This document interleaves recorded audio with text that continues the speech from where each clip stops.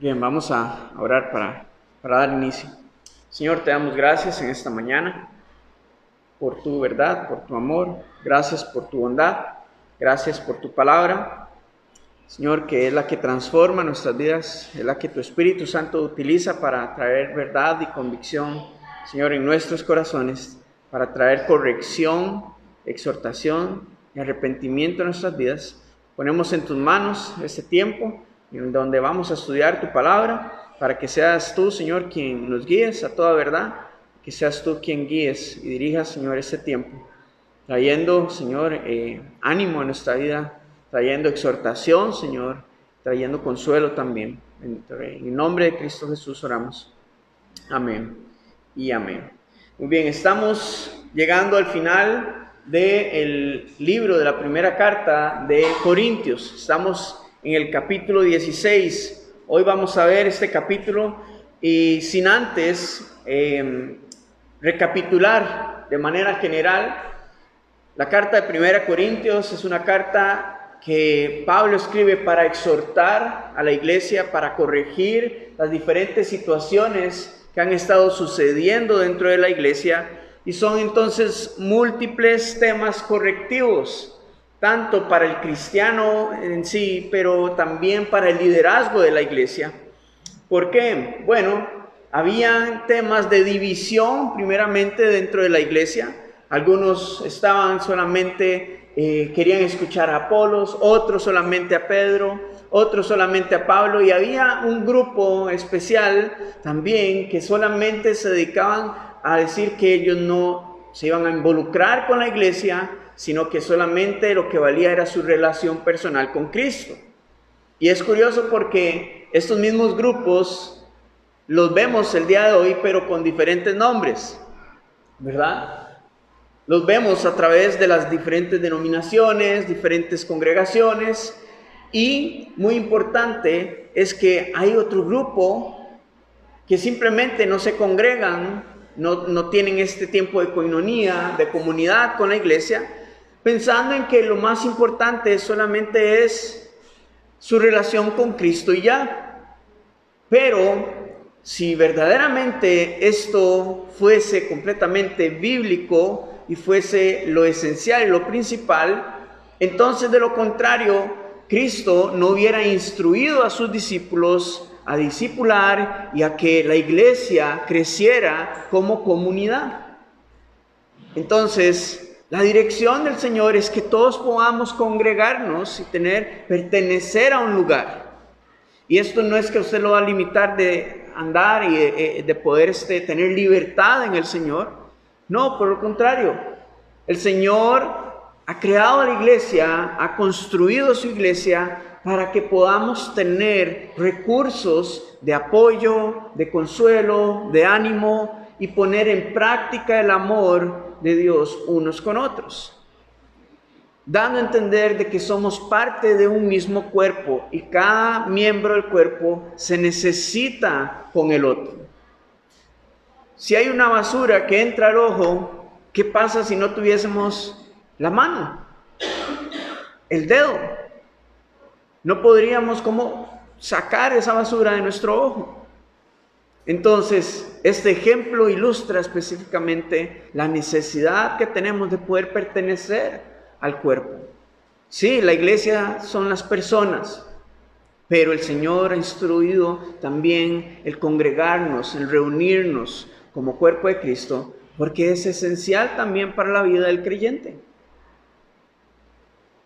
Entonces, Pablo ha hablado acerca de esto al inicio de la carta, también acerca de la inmadurez espiritual que habían en muchos cristianos, en cómo temas no esenciales estaban trayendo división entre ellos. Otro de los puntos que Pablo abarca dentro de la carta es la inmoralidad sexual y el libertinaje con que muchos cristianos estaban caminando dentro de la iglesia y la permisividad que tenía el liderazgo de la iglesia en ese tiempo, porque estaban permitiéndole abiertamente, estaban alcahueteando la práctica del pecado dentro de la iglesia.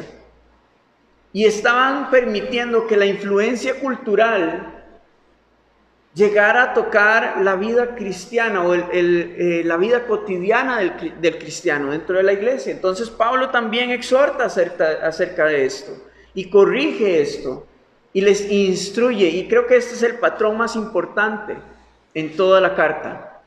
Pablo abarca el problema, exhorta acerca del problema, lo corrige y luego instruye.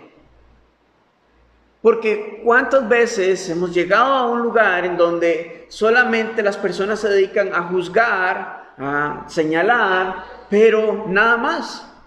Es muy fácil llegar y señalar el problema, pero el caminar con la persona o con la iglesia para corregir el problema e instruir en cómo podemos verdaderamente vivir bíblicamente, ahí es donde está el detalle. Porque muchos no están dispuestos a hacer eso. Pero Pablo sí. El Señor Jesucristo también con sus discípulos. Hermanos, y en esta iglesia estamos dispuestos también a caminar e instruir. No solo corregir, a ver la situación, sino a corregir e instruir. Para saber cómo caminar como verdaderos creyentes, bíblicamente. Y es la dinámica que debería tener la iglesia actualmente. Entonces, Pablo, esta fue el patrón de cómo abordó cada uno de los temas. También dentro de la carta recordamos que Pablo dio consejos tanto para los solteros como para los casados, para el matrimonio. Los roles que debe haber dentro del matrimonio.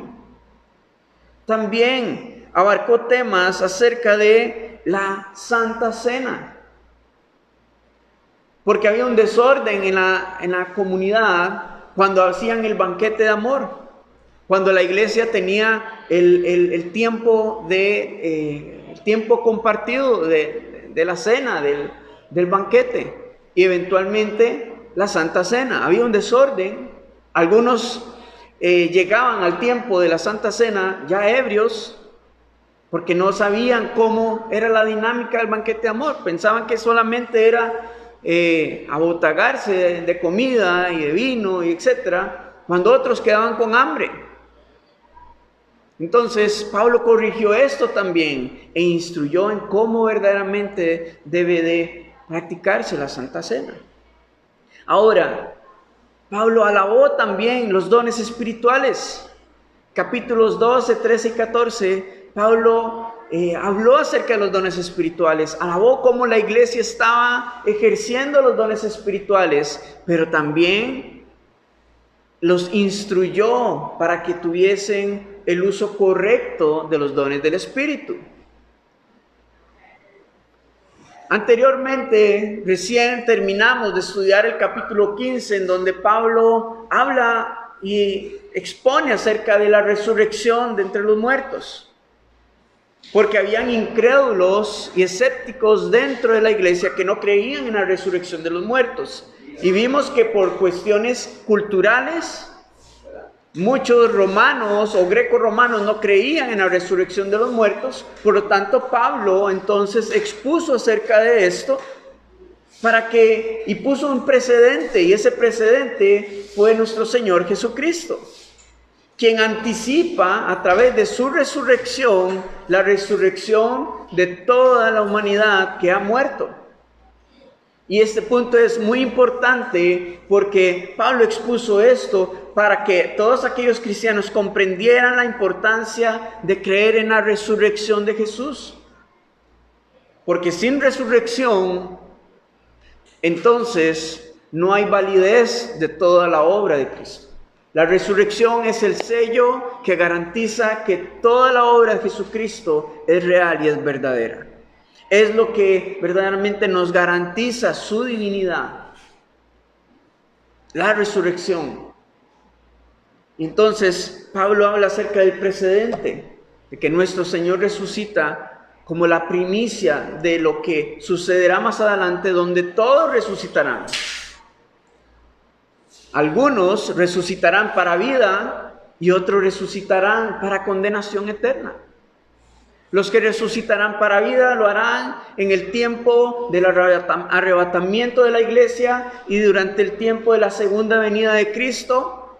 Pero el resto, los que murieron en Cristo, aquellos que han nacido de nuevo, que verdaderamente tienen salvación en Cristo, no los que vivieron en religiosidad, en costumbrismo, en tradición, no, sino que los que verdaderamente han nacido de nuevo del Espíritu, estos son los que han muerto en Cristo y serán transformados. Pero todos aquellos incrédulos que volcaron su corazón a la maldad, dieron su espalda al Señor Jesucristo, estos resucitarán también, pero hasta el tiempo en donde finalice el reino milenial de Cristo, y resucitarán para ser juzgados juntamente con el reino de las tinieblas. Entonces, después de este tema tan profundo, Pablo finaliza en el capítulo 16 con temas prácticos, principios prácticos para la iglesia. ¿Por qué? Bueno, es curioso la manera en la que Pablo hace estas transiciones, porque nos da a entender que realmente, sí, la palabra de Dios es doctrinal, pero hay cosas muy prácticas en el diario vivir del cristiano.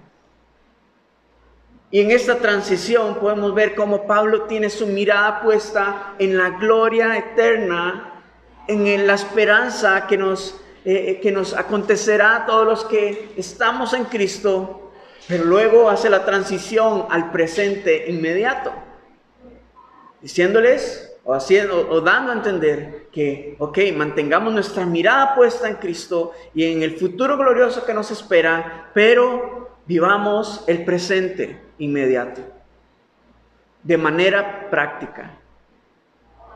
Vivamos hoy, paso a paso, día a día, manteniendo nuestra mirada en el futuro que nos espera en Cristo Jesús.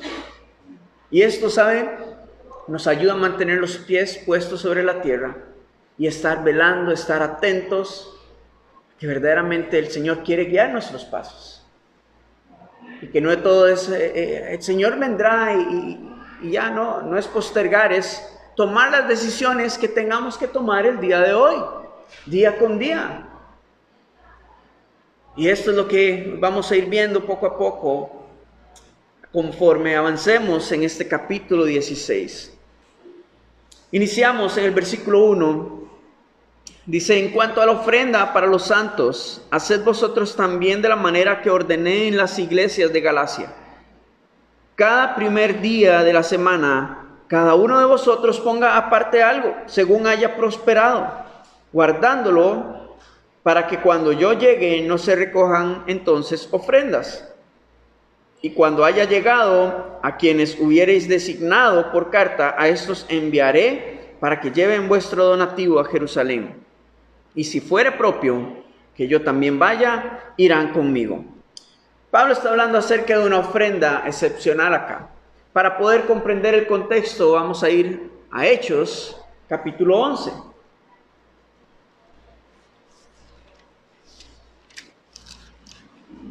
Hechos, capítulo 11. La iglesia para este momento, la base de operaciones de la iglesia se ha trasladado a Antioquía, al norte de Jerusalén. Es una de las primeras iglesias multiculturales en tierras gentiles. Entonces, estando acá, versículo 27, Hechos 11, versículo 27, dice: en aquellos días unos profetas descendieron de Jerusalén a Antioquía, y levantándose uno de ellos, llamado Agabo, daba a entender por el Espíritu que vendría una hambre en toda la tierra habitada, la cual sucedió en tiempo de Claudio. Entonces los discípulos, cada uno conforme a lo que tenía, determinaron enviar socorro a los hermanos que habitaban en Judea, lo cual en efecto hicieron, enviándolo a los ancianos por medio de Bernabé y de Saulo, quien es Pablo. Entonces, este es el contexto. Había se había anticipado una hambruna sobre toda la tierra habitada.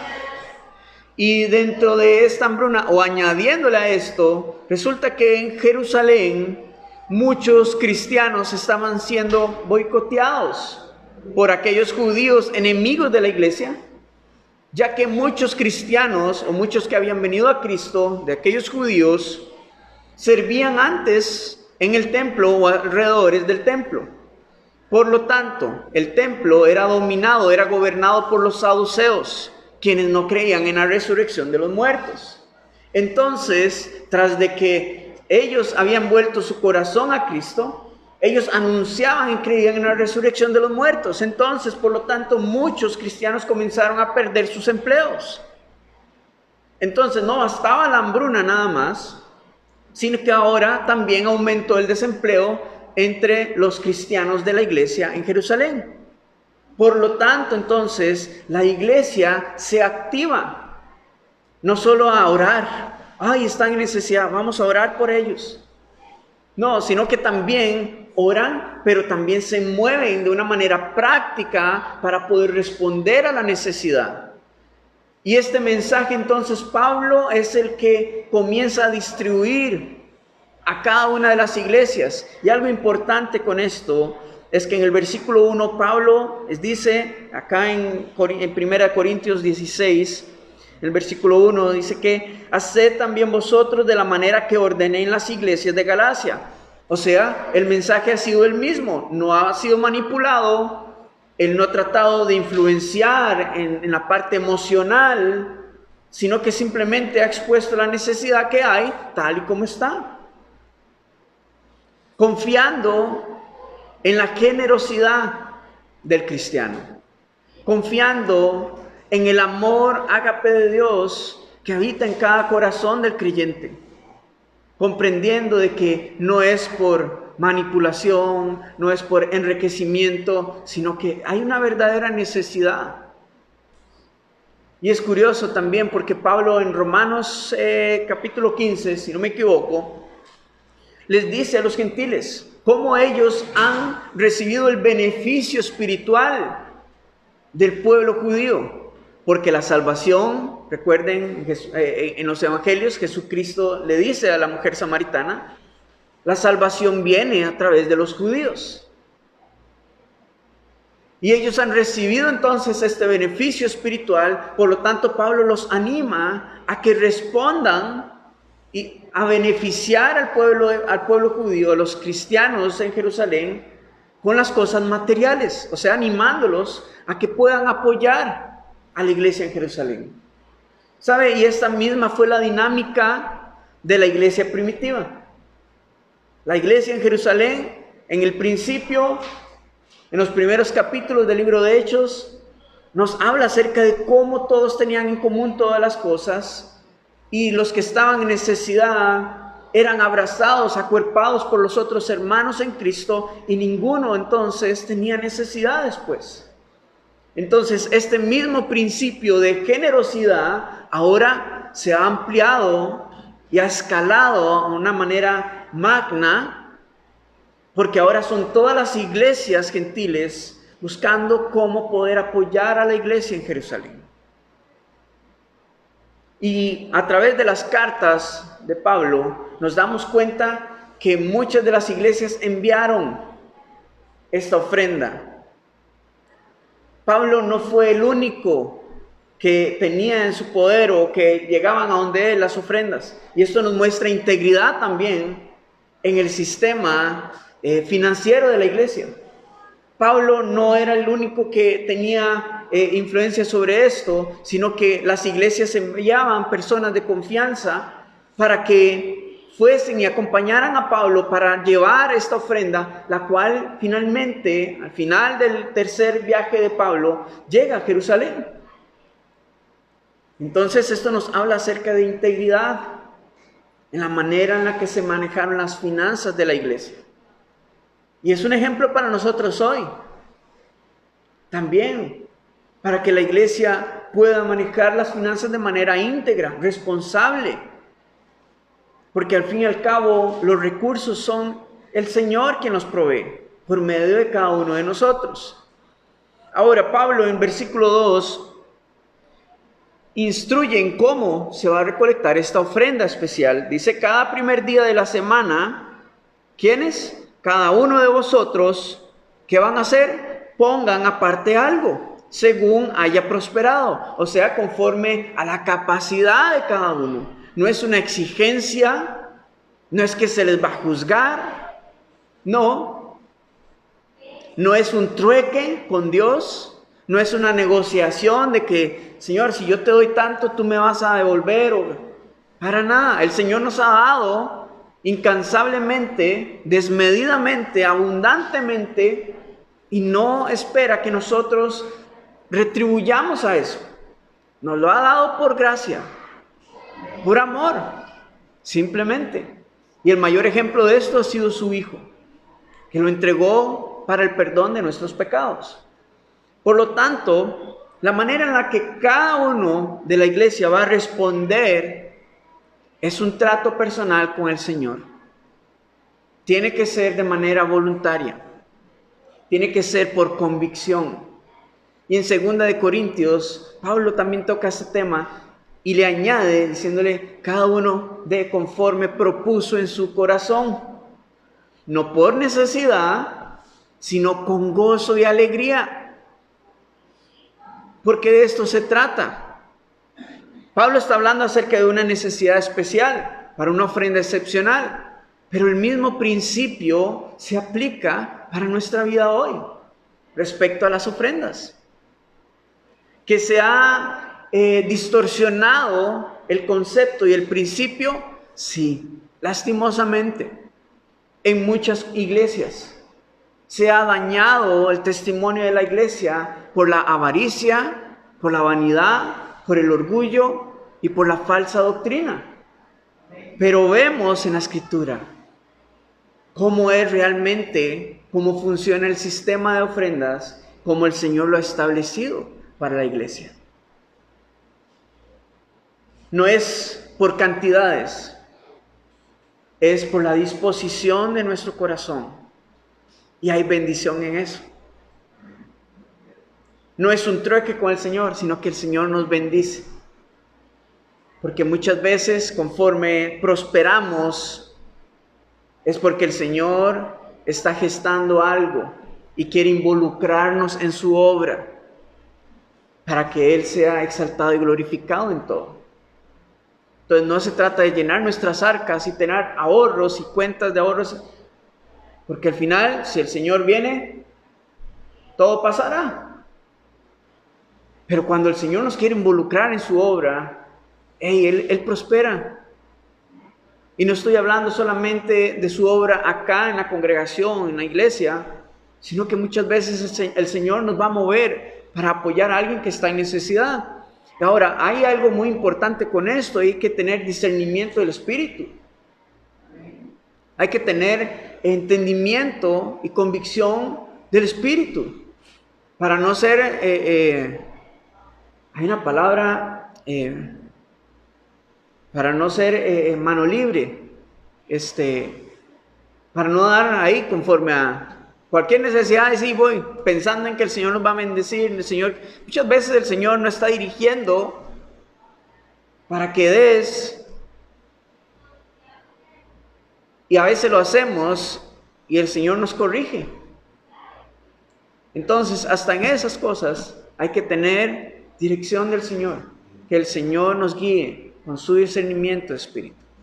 Entonces, acá Pablo está instruyendo a la iglesia que sea cada primer día de la semana. Esto es el domingo. Recordemos, la iglesia se acostumbra a reunirse, a congregarse los domingos por causa de la conmemoración, hacer tributo, hacer honor a la resurrección de Cristo, que fue el domingo.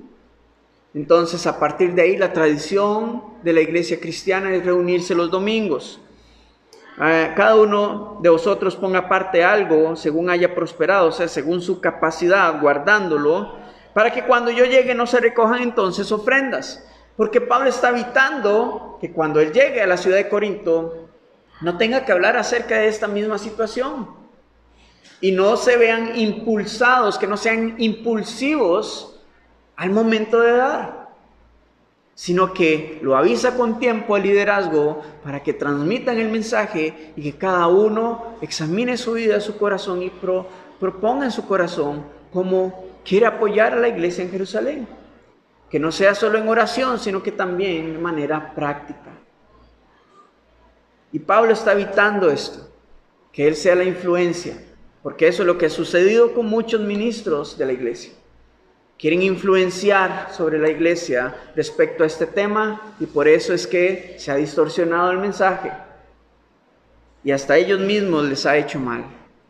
Versículo 3 dice: cuando haya llegado a quienes hubiereis designado por carta, estos enviaré para que lleven vuestro donativo a Jerusalén. Y si fuere propio que yo también vaya, irán conmigo. Entonces, generosidad e integridad. Generosidad e integridad, los dos principios que podemos ver en esta sección. Y hay bendición en esto. El Señor nos bendice, nos prospera.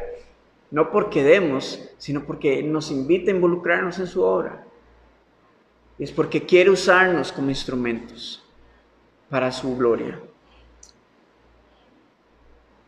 Versículo 5, continuamos con el plan de Pablo.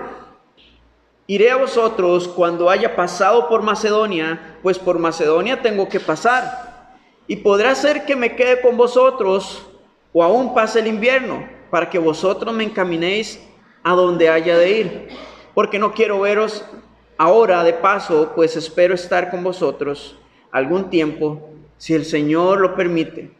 Pero estaré en Éfeso hasta Pentecostés, porque se me ha abierto puerta grande y eficaz, y muchos son los adversarios.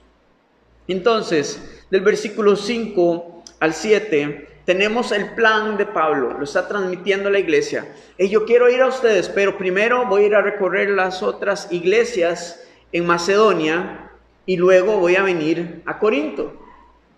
Pero una cosa es el plan que Pablo tiene, y otra cosa son los planes que Dios tiene.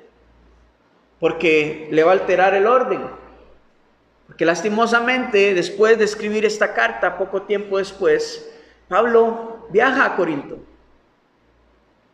para confrontar a aquellos falsos maestros y aquellos que están difamando el nombre de Pablo entre la iglesia y están alborotando a la congregación, buscando desviarlos de la verdad. Entonces, de manera emergente, Pablo va a la ciudad de Corinto primeramente, para exhortar a la iglesia, para animar a la iglesia, pero para confrontar a aquellos que están difamando y exponiendo su nombre de esta manera, falsamente. Y luego viaja por Macedonia. Entonces, al final, sí hizo el viaje, pero no en el orden correcto. Lo importante con esto es que al final del versículo 7, él dice, si el Señor lo permite. O sea, él ha sometido todo este plan delante del Señor y ha dejado margen entonces en este plan para que la voluntad de Dios sea quien guíe y dirija sus pasos. Y entonces podemos aprender esto nosotros también. Porque ¿a cuántos se nos han alterado los planes? Creo que a todos. Entonces es importante tener planificación. Es bueno tener un plan hacia dónde queremos caminar, cómo queremos hacerlo, pero hay que dejar un margen para que sea el Señor quien tome control completo de nuestros pasos y ser flexibles a la voluntad del Señor. Entonces tenemos otro principio que podemos aprender como creyentes: la planificación, pero flexibilidad para poder conocer el plan soberano de Dios y su voluntad, caminar sometidos a Él, bajo su voluntad. Entonces esto es importante. Versículo 8 nos dicen dónde está Pablo. Pablo está en Éfeso. Y recordemos que estando él en Éfeso es donde recibe los informes de la iglesia, recibe a hermanos que traen preguntas respecto a diferentes temas en la iglesia de Corinto, y desde ahí él responde y envía esta carta. Entonces Pablo les dice, pero estaré en Éfeso hasta Pentecostés. porque se me ha abierto puerta grande y eficaz, y muchos son los adversarios. Es interesante cómo Pablo hace este asocie de puerta grande y eficaz, pero también oposición. Para poder comprender, vamos a ir a Hechos, capítulo 19.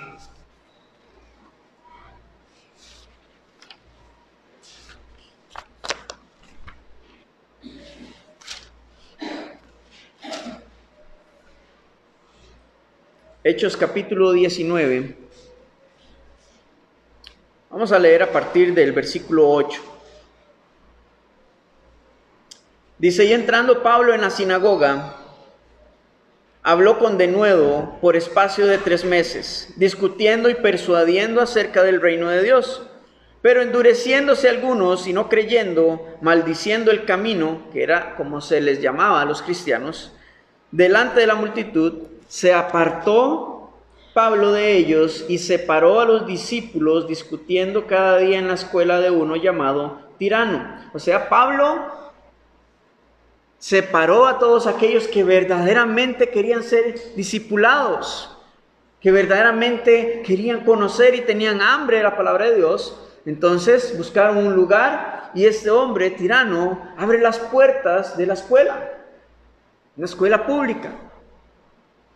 Y todos los días meditaban en la escritura ahí. Ahora veamos lo que sucede, versículo 10. Así continuó por espacio de 2 años, de manera que todos los que habitaban en Asia, judíos y griegos, oyeron la palabra del Señor Jesús. Vamos a brincar un momento hasta el versículo 20. Dice, así crecía y prevalecía poderosamente la palabra del Señor. Esta es la puerta inmensa que se le abrió a Pablo de oportunidad en este momento, mientras estaba en Éfeso.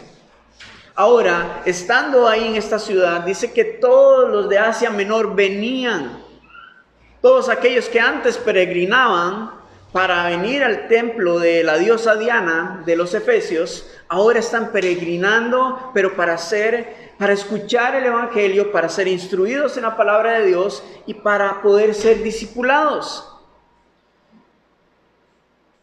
Ahora, algo hermoso con esto es que en la carta a los Colosenses nos damos cuenta que uno de estos discípulos era Epafras, que fue instruido por Pablo mientras está en Éfeso, y luego él regresa a su ciudad local y planta una iglesia. Y es la carta que Pablo envía a la iglesia de los Colosenses. Entonces vean que tenemos una muestra de esto, pero esto se va a generalizar por toda Asia. Ahora, como consecuencia de esto, de que tantas personas están volviendo su corazón a Cristo, y ahora cuando llegan a Éfeso, ya no es para visitar el templo de el templo de la diosa Diana, se levantó un hombre llamado Demetrio, quien era como un líder sindical de los artesanos que hacían los souvenirs para los visitantes del templo de la diosa Diana, y hace una revuelta en contra de los cristianos y judíos, porque sus ganancias habían disminuido un montón, porque ya nadie les compraba. Entonces es cuando acá Pablo dice que muchos son los adversarios. Entonces, no siempre que hay oportunidades como estas de predicar el Evangelio, no siempre usted debe esperar de que todo va a ir fluido, en paz y tranquilidad. Va a haber oposición. Pero esto es una buena señal cuando somos dirigidos por Cristo. Porque quiere decir entonces que el reino de los cielos se está extendiendo y está conquistando áreas y lugares en donde el ambiente es hostil. Y está ganando terreno al reino de las tinieblas. Pero cuando somos guiados por el Espíritu Santo y somos guiados bajo la voluntad del Señor.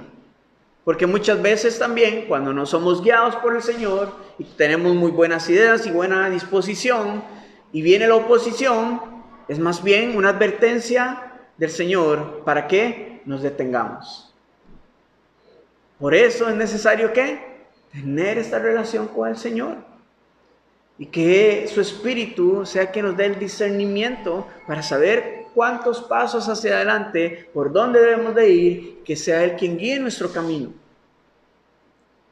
Pero, hermanos, cuando somos guiados por el Señor, cuando hay oposición, tenemos que ver oportunidad para ver la mano de Dios glorificándose. No nos atemoricemos ante la oposición, sino veamos la oportunidad para que podamos crecer en el Señor y que Él continúe su obra a través de nuestras vidas. También, entonces, Pablo continúa hablándoles, escribiendo a la iglesia de Corinto, versículo 10, dice: y si llega Timoteo, mirad que esté con vosotros con tranquilidad, porque él hace la obra del Señor así como yo. Por tanto, nadie le tenga en poco, sino encaminadle en paz para que venga a mí, porque le espero con los hermanos. Acerca del hermano Apolos, mucho le rogué que fuese a vosotros con los hermanos, mas de ninguna manera tuvo voluntad de ir por ahora, pero irá cuando tenga oportunidad. Acá tenemos el principio de la hospitalidad. Porque Pablo le dice a la iglesia que a pesar de las divisiones y las situaciones que tengan con Pablo, cuando Timoteo llegue, que no lo reciban con hostilidad, con agresividad, ni con desprecio, sino que más bien lo reciban con hospitalidad y respeto, no teniendo en poco su edad. Porque cuando hablan acerca de que no le tengan en poco, la idea asociada acá es la juventud que tenía Timoteo. Y Pablo le escribe a Timoteo en una carta, en 1 Timoteo, capítulo 4, en versículo 12, Pablo le dice: no tengas en poco tu juventud, o sea, que nadie menosprecie tu juventud. Antes bien, sé ejemplo de los creyentes en palabra, en conducta, amor, en espíritu, en fe y en pureza. Cuando en este tiempo se habla acerca de juventud, se refería al rango de edad entre los 25 y menores de 40 años. O bueno, entre 25 y 40 años. Por lo tanto, Timoteo se encuentra en este rango de edad. Ya después de los 40 se les consideraba como ancianos. Entonces, no se lo tome personal a los que son mayores de 40. Estoy ahí en el límite, pero ya este año pasamos ahí al límite. Entonces, Pablo le escribe a la iglesia para que no menosprecien a Timoteo, porque es alguien que el Señor ha llamado al ministerio, lo está instruyendo, lo está formando. ¿Y quién es uno para menospreciar a la persona que el Señor ha levantado para que sea para que sea encomendada a guiar a la iglesia? ¿Quién es uno para decir: no, este no tiene que estar ahí, debería el Señor levantar a otra persona? Porque si el Señor lo quiere así, ¿quiénes somos nosotros para venir y decirle al Señor que mejor sea otra persona? Entonces Pablo le anima a la iglesia a que reciban con hospitalidad, con respeto y con ánimo a Timoteo, para que él esté tranquilo, para que él pueda estar en paz y que luego lo dejen continuar su viaje para ver a Pablo. Versículo 12, Pablo habla acerca de Apolos. ¿Recordamos a Apolos? Bueno, hay división dentro de la iglesia. Y esto nos muestra la unidad que hay entre Pablo y Apolos, y que la división en realidad lo están generando los que quedaron en Corinto. Porque Apolos sale en escena en el libro de Hechos cuando Aquila y Priscila, discípulos de Pablo, visitan la ciudad de Éfeso y escuchan a Apolos estar enseñando acerca del arrepentimiento, pero a través del bautismo de Juan el Bautista. no tenía el contexto completo acerca del Evangelio de Cristo. Y luego de esto, entonces, Aquila y Priscila discipulan a Apolos, y luego Apolos es enviado a Corinto y es usado por el Señor durante algún tiempo ahí. Pero ahora que Pablo está en Éfeso, él ha regresado a Éfeso y está con Pablo. Veanla, podrían imaginarse la clase de maestros, no solo Pablo, sino los otros discípulos que están apoyando a Pablo en esta obra, en esta puerta tan grande para poder instruir a otros. Vean la clase de maestros que el Señor había provisto alrededor de Pablo. Ahora, con toda la autoridad como apóstol del Señor, Pablo pudo haberle exigido a Apolos que fuera a Corinto. Mas, sin embargo, después de haberle rogado, de haberle preguntado varias veces, ¿por qué no va a Corinto? Lo están esperando, etc. Él respeta su decisión. Y esto nos muestra la dinámica que había dentro del liderazgo de la iglesia en ese tiempo. De respeto, de amor, de igualdad. Entonces, esto es algo que deberíamos de ver reflejado hoy también. Que nadie debería verse por encima del hombro al otro, ni pensar de que es más o menos que el otro, porque somos iguales en el Señor, valemos el mismo precio de la sangre de Cristo y simplemente somos instrumentos suyos dentro de la iglesia. Entonces vemos esta dinámica. Aún así, la esperanza es que cuando tenga oportunidad dirá, y esto es un mensaje para aquellos que están provocando división dentro de la iglesia: sepa que ustedes están divididos, pero nosotros estamos unidos por la misma causa. Y deberían de corregir esto. Versículo 13.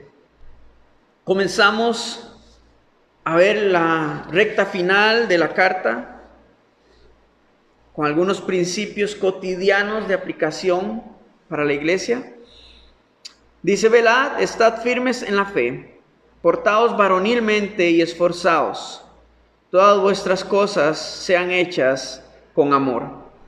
A pesar de todas las correcciones que Pablo y la exhortación que Pablo le ha dado a la iglesia, cosas que los han adormecido al liderazgo de la iglesia y al creyente en general, Pablo ahora les dice: velad, despierten. Ya los exhorté, ya los instruí, los corregí, ahora despierten, manténganse así despiertos, firmes en la fe, no permitiendo que las influencias exteriores vengan a afectar a la iglesia y los desenfoque del rumbo que deberían de tomar, de caminar en la voluntad del Señor.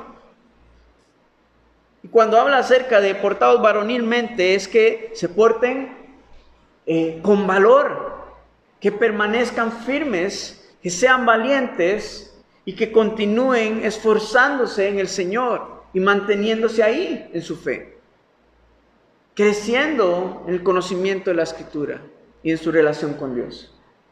Y este es un llamado a la iglesia de todos los tiempos: velad, despierten, no sigan siendo oidores olvidadizos, sino hacedores de su palabra también. Porque el Señor nos quiere usar a todos nos quiere usar. Pero muchos se han adormecido y se han quedado durmiendo en los laureles, como dicen. Pero el llamado es a despertar y que todas las cosas entonces comiencen a activarse en su vida y que todo esto sea hecho con amor. No en amor fileo, ¿verdad? El amor de compañerismo,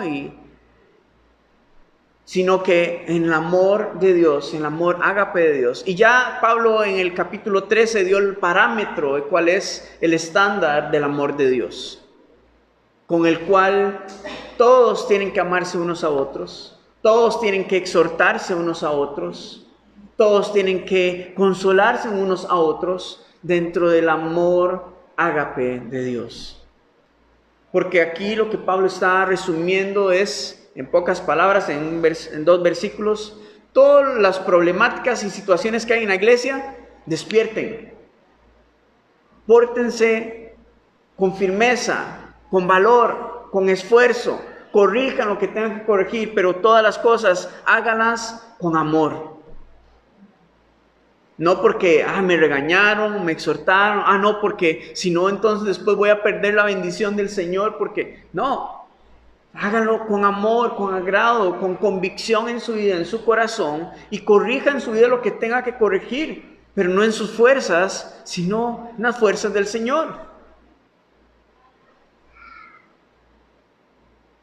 Y tome el reto que el Señor está lanzando a su vida, porque Dios quiere usarnos a todos, pero tiene que prevalecer el principio del amor.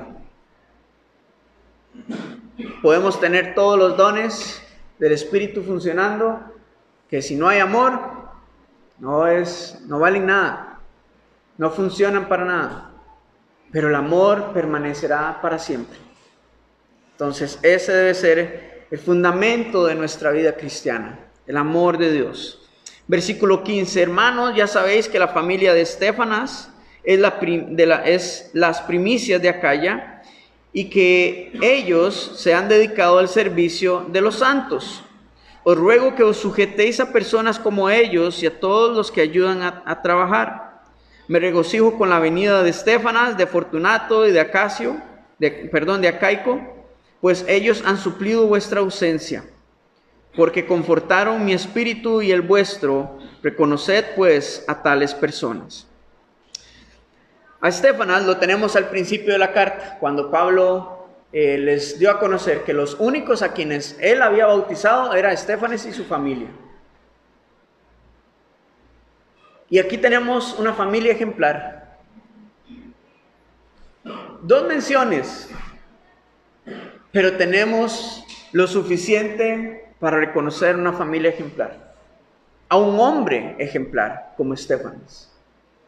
Porque él tomó el rol como cabeza de su hogar para guiar a su familia hacia los pies de Cristo, y luego no solamente se convirtieron, sino que se bautizaron e inmediatamente, que dice acá el versículo 15 al final, se han dedicado al servicio de los santos.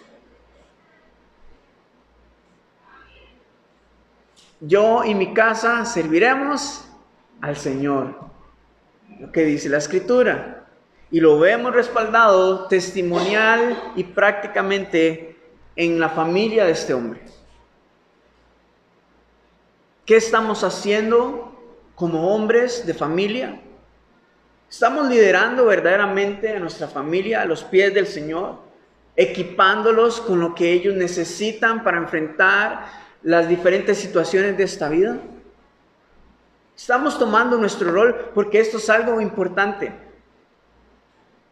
El rol del hombre en la familia no es solamente proveer para el sustento. Y es ahí en donde este mundo se ha encargado de distorsionar la posición y el rol del hombre dentro de la familia. Y lo ha buscado en cómo poder ocuparlo, para que no tenga tiempo en su cabeza de buscar al Señor con todo su corazón. Pero tanto la provisión financiera como la provisión espiritual para nuestra familia es nuestro deber como hombres de familia. ¿Qué estamos haciendo? ¿Estamos guiando a nuestra familia al Señor?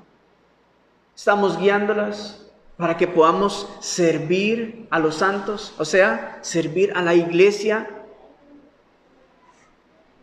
Vea que es más específico, ya no es el servicio al Señor, sino a los santos. Está hablando de la congregación.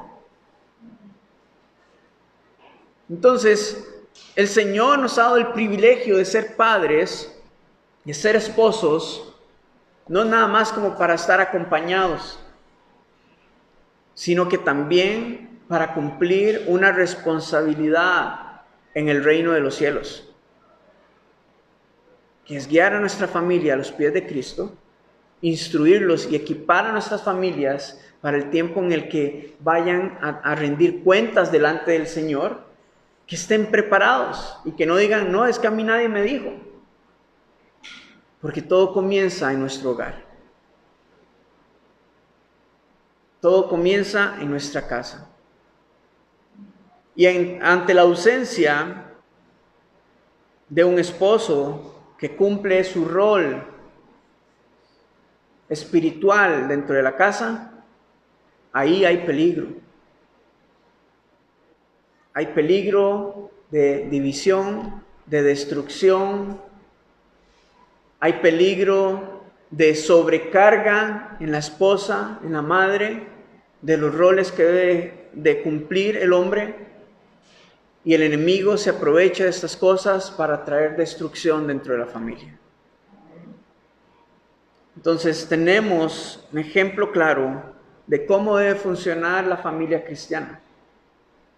Un hombre que guía a su familia a los pies del Señor y luego que se involucra en el servicio de la iglesia, dando testimonio a sus hijos, a su esposa y a las otras familias, a los otros matrimonios de la iglesia, de cómo deberíamos de tomar nuestras decisiones basados en la prioridad, en el orden prioritario de la palabra de Dios, de las cosas espirituales. Versículo 17 dice: me regocijo con la venida de Estéfanas, de Fortunato, de Acaico, pues ellos han suplido vuestra ausencia, porque confortaron mi espíritu y el vuestro. Reconoced pues a tales personas. Es interesante, Pablo menciona en versículo 16: os ruego que os sujetéis a personas como ellos.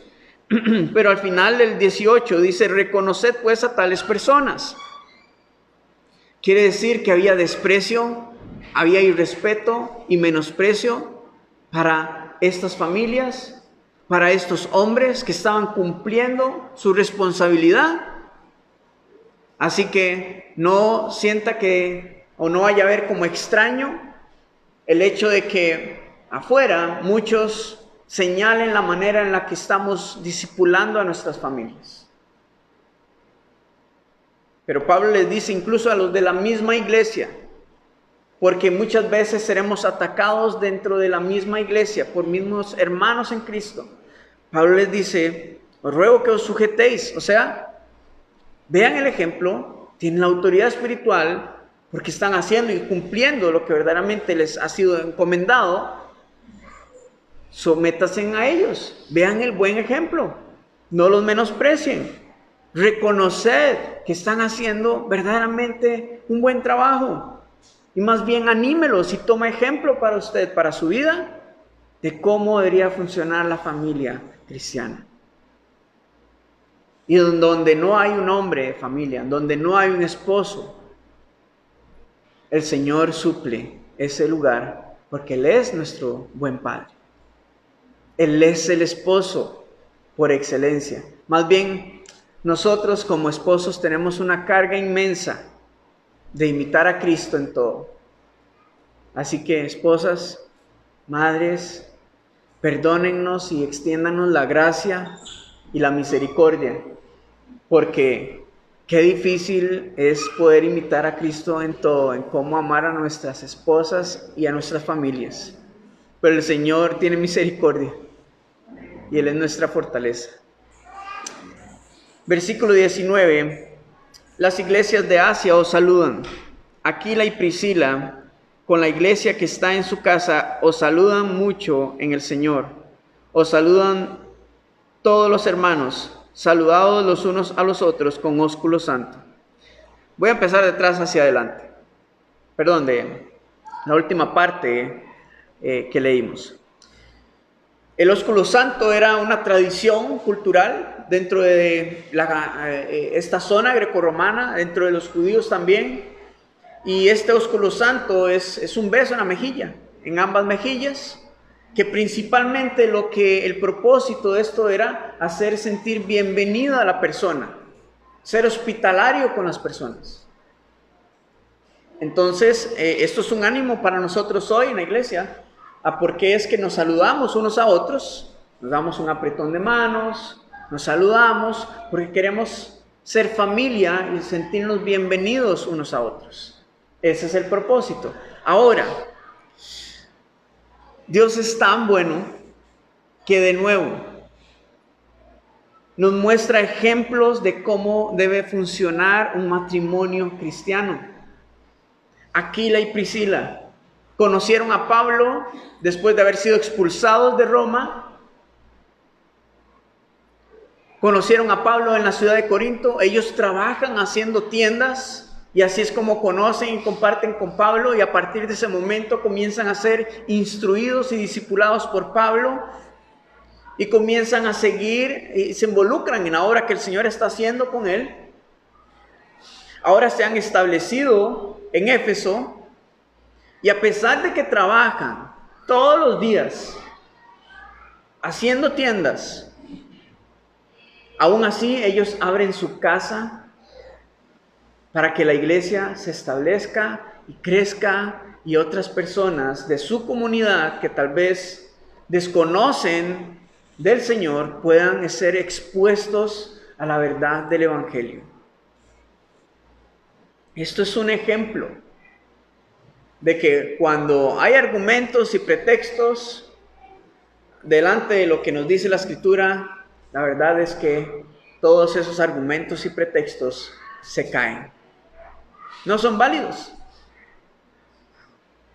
Porque ellos están abriendo su casa. Ahora no le estoy diciendo, abra su casa, ahora mismo, no. Esto tiene que ser, de nuevo, por discernimiento del Señor, que sea una convicción del Espíritu a nuestra vida, para que entonces podamos abrir nuestro hogar. Así como se abren para reuniones sociales y fiestas y todo lo demás, que mucho de esto no es edificante para el espíritu, es edificante para el alma. Es edificante para la recreación y la dispersión y etc. Pero cuando se tratan cosas del espíritu, ahí entonces viene la lista de pretextos. Estamos muy cansados, es que no hemos dormido bien, es que una cosa y la otra. Pero cuando verdaderamente amamos a nuestra familia, a nuestra comunidad, y queremos exponerlos a la verdad del Evangelio, hermanos, el sacrificio vale la pena. Vuestro trabajo para el Señor no es en vano y será retribuido por Él. Es que un familiar no quiere venir a la iglesia. Bueno, la iglesia viene a él. Es que en la comunidad yo he invitado a la gente a la iglesia, pero están como, fueron lastimados en una iglesia que habían ido antes, o sí, conocen del Señor, pero yo no sé cómo poder predicarles del Evangelio. Bueno, son buenas oportunidades para abrir nuestro hogar, recibir personas de la comunidad y tener un tiempo, sí, social, pero acompañado de palabra, que alimente también su espíritu. Entonces, esto es un ánimo también para nosotros como familias. Estos Aquila y Priscila, que el Señor usó grandemente, instruyeron, discipularon a Apolos, alguien que el Señor usó poderosamente, y llegar más allá de lo que ellos estaban pudiendo hacer. Entonces, no sabemos, cuando abrimos nuestro hogar, a quién el Señor pone en nuestro camino para discipular. Tal vez usted no tenga un llamado pastoral, pero si el Señor está trayendo a alguien a tu hogar que va a ser el próximo pastor de una de las iglesias, misionero, evangelista, el Señor es quien hace la obra. E incluso no sabemos si dentro de nuestra misma familia, en nuestro mismo hogar, el Señor está esperando que abramos la puerta para que nuestros hijos vengan al Señor, se conviertan a Él y el Señor los use para grandes cosas. Entonces, pensemos en todo lo que el Señor puede hacer, que todo es acerca de Él.